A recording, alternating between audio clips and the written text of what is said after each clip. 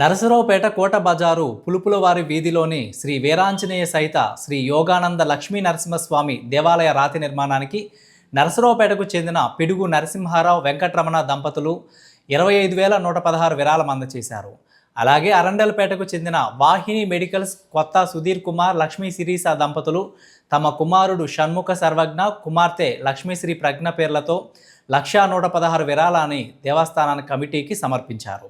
ఈ సందర్భంగా దేవస్థాన కమిటీ సభ్యులు దాతలను అభినందించి వారి కుటుంబాలకు స్వామివారి ఆశీస్సులు ఉండాలని ఆకాంక్షిస్తూ కృతజ్ఞతలను తెలిపారు. నరసరావుపేటలోని పులుపులవారి వీధిలో వేంచేసి ఉన్న శ్రీ వీరాంజనేయ సహిత శ్రీ యోగానంద లక్ష్మీ నరసింహస్వామి దేవాలయం రాతి నిర్మాణం జరుగుతుంది. మీ అందరికీ తెలిసిందే.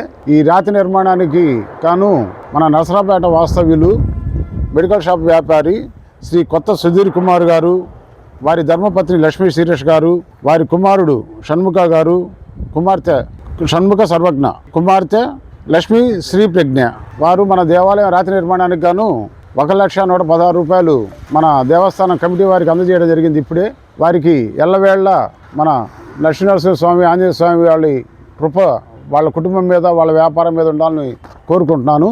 మరి ఒక భక్తుడు పిడుగు నరసింహారావు గారు, మరి వారి అన్నయ్య గారేమో అంతకుముందు రిటైర్డ్ అమ్మారు పిడుగు జానకిరామారావు గారు, జానకిరావు గారు తమ్ముడు నరసింహారావు ఈ రోజున మన దేవాలయం రాతి నిర్మాణానికి గాను 25,116 రూపాయలు మన దేవస్థాన కమిటీ వారికి అందజేసి ఉన్నారు.